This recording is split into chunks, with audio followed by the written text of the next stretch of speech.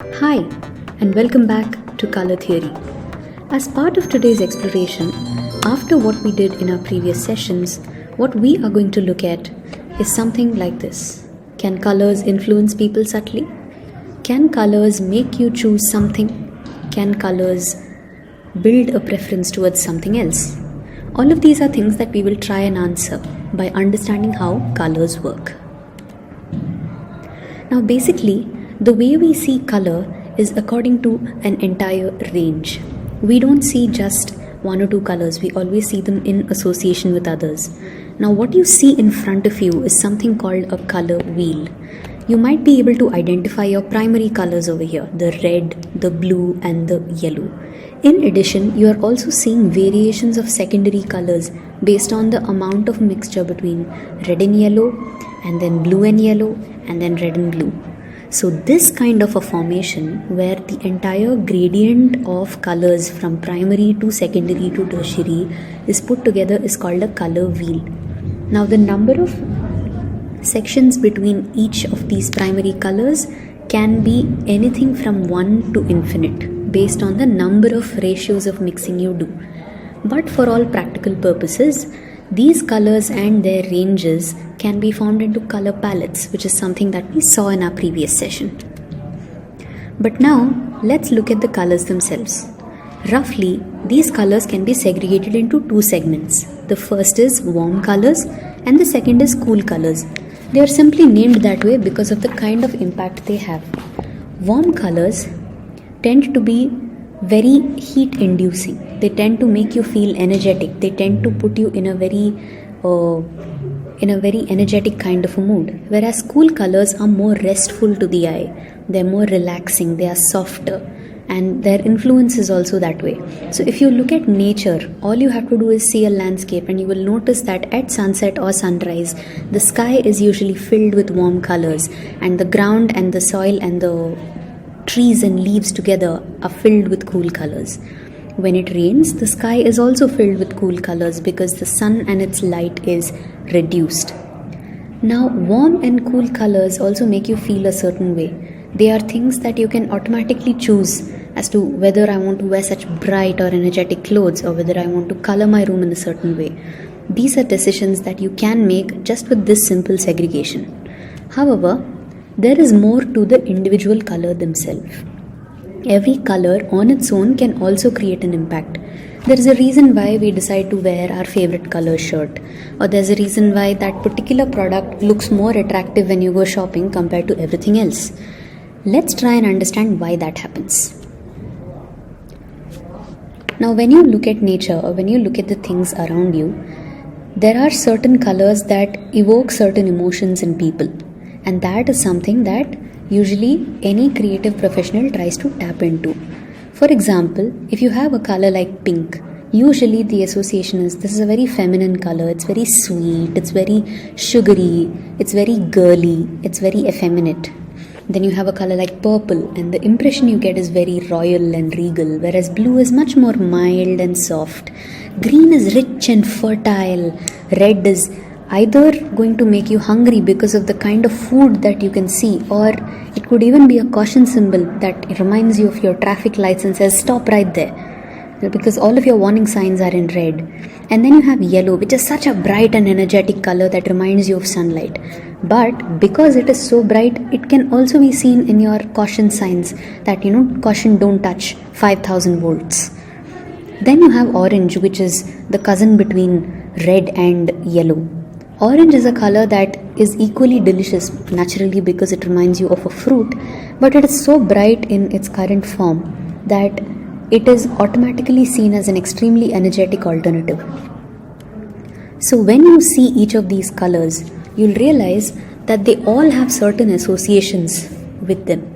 Certain values, some kind of properties are associated with each color, and that is the reason why when you try to design something, when brands try to choose a color, or even when you try to choose a color for your house, there are certain associations to each of these colors. Let's begin with red. Red is considered to be very bold and aggressive and very rich. It can also be considered dangerous, whereas pink is very sweet and soft and feminine. Purple is very royal and rich, or it can even be edgy or offbeat, whereas blue is very calm and stable. Then green is fertile and yellow is creative and cautious and optimistic, whereas orange is very youthful, it's fruity and it's confident. White, on the other hand, is just purity, there's nothing there. And then black is very mysterious because it's very formal, it's very edgy and powerful. So this is a basic association of what each color can have and communicate. Now let's try and see how that works in visuals. Let's begin with red. Now red is typically considered a very bold, aggressive and rich color. So that is the reason why it is actually used a lot in traffic signs everywhere. Red is also the color of some of the richest food we eat. That's what makes it look appetizing and interesting. That is why food companies use red in their logos and the restaurant decor. Red, other than these two associations, culturally also has some associations. For example, in India, the color red is typically a bridal dress, and it's also the color of mehendi and vermilion that people put. So it has certain holy associations as well. So these are also things that you need to keep in mind, that sometimes the associations are not just psychological, they can also be cultural. Now let's see how red works in design. Because red is such a bold color that even a small bit of it is enough to make the entire design jump out. If you see in all of these designs, other than a few spots of red, everything else is just plain black and white. So red on its own, in a very small quantity, has the ability to highlight. But you have to be very careful not to overuse it, because the impact and the hit that red can give to the eye is very, very strong. Then we come to pink. Pink is something that's typically considered a girl's color. Even though this was not the case in the past, this was only a very recent development. Now, pink, because of its nature, is usually something you associate with ice cream, with some very nice electronics, or some luxurious items. In some cases, it's even applied to decor. But it's considered very, very sophisticated and always sincere, because you will see brands like Baskin & Robbins and Barbie using pink very comfortably. So, how does pink look like? Pink is not necessarily the frivolous, childish color you think it to be. If you use it carefully and in combination with other colors like maybe a red or an orange or a much softer background or a grey, it can actually create a very sophisticated look and feel.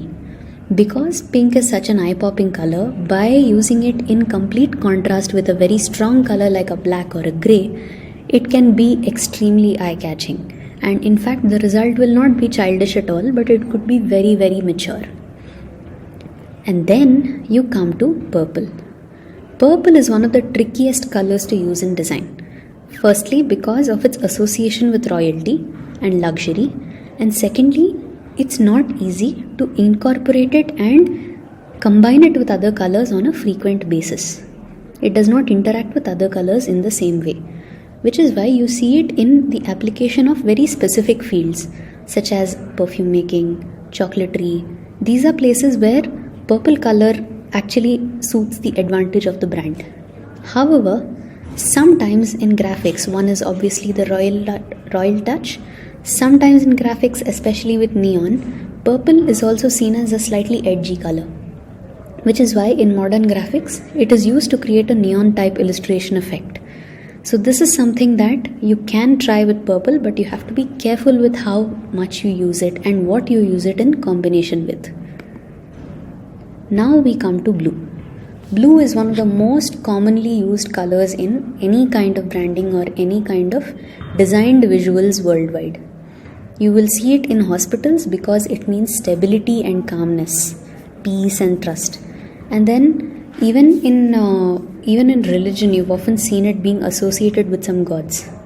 You also see blue as the major color used by tech companies, because blue is what they associate with their sense of trust and their competence. They try to psychologically communicate that using blue. Let's take this example. This entire website is more or less grey except for the small blue accents. Even these music posters as well as these visuals just have variations of blue, but the impact it makes, no matter how strong, is still very calm and soothing, even if the image itself is a very strong graphic. That is the advantage of using blue. Now, blue on its own, while it does have this kind of a feel, sometimes it is also a very good color to use in combination with a much stronger color like an orange or a yellow. Let's see that later. Now we come to green. Green is obviously a color that works very well with nature, fertility, balance, and freshness. So now when you look at green, you will actually see this in a lot of eco-friendly symbols. When a company wants to call itself very eco-friendly or stable, then it uses a lot of green. Even banks use green in their graphics. Then even companies like your 7up or WhatsApp often use green just to communicate a sense of stability to its users. So this is typically how green gets used in most of the communications that we know very well. Starbucks uses it to its advantage to give the idea that it's actually a very, very established brand. So that's exactly how you see green being used, as a sort of natural kind of a very trustworthy natural kind of a shade. So this is something that you can always keep in mind, but if you use it smartly, green can break out of that mold as well. Now we come to yellow. Yellow is a color that usually is extremely bright. A little bit of yellow can be seen a mile away. It usually is used to indicate creativity and caution because it reminds people of sunlight and the brightness of optimism. So that also serves the purpose of talking about danger, because you want to be able to see a symbol that tells you that there is danger here from very far away. So that's why caution symbols use a lot of yellow in their work as well. Now, your favorite brands like Maggi or Snapchat, things that are energetic, things that are good at making you hungry or good at getting you excited, these are all brands that use yellow very well. Then again, it's not necessary to use a lot of yellow many a times. While these brands have used a lot of yellow, just a small hint of yellow in a big area is enough for that particular graphic to catch attention. That is why yellow should ideally be used very carefully. It always goes very well with a white and a black, but it can also go well with a color like a violet or purple or a blue, both of which are colors which cool down the energy of a yellow. And now we come to orange. Orange is like the cousin of your red and your yellow. Now, because it is in between both of them, it has a mixture of each other's sense of energy. While red is very, very strong, yellow is very, very enthusiastic and cheery, and orange is a perfect mix of both. Because it is also fruity, you'll find that a lot of food related programs or food related brands tend to use orange in their branding. It is also an ideal color to appeal to children, or if you want to be able to create that sort of a visual, orange is usually perfect for something like that. Once again, orange is also a color that can be used sparingly, but as I've shown here, it can be used in conjunction with other colors as well, where just a little bit of that orange can turn into a very good accent. And orange culturally in countries like India has also been associated with saffron and religion. So the association with that is also one of very strong religiosity in many cases. So these are a few things to typically keep in mind when you work with certain colors. Obviously, when you come to black and white, you will notice that the way black and white tend to be used in different countries is different. For example, in the West, it is a very formal color, whereas in the East, people think a little traditionally before wearing black clothes in traditional ritual occasions. White is something that's a wedding dress very often, and something that widows wear in India. So these are things that you can typically keep in mind when certain colors are being used or proposed in certain areas. Green is again a religious color for some communities. So colors are not just unidimensional. They can in fact add a lot of layers of meaning both psychologically and culturally. So now, what do you think of the brands that you know based on the colors that they use?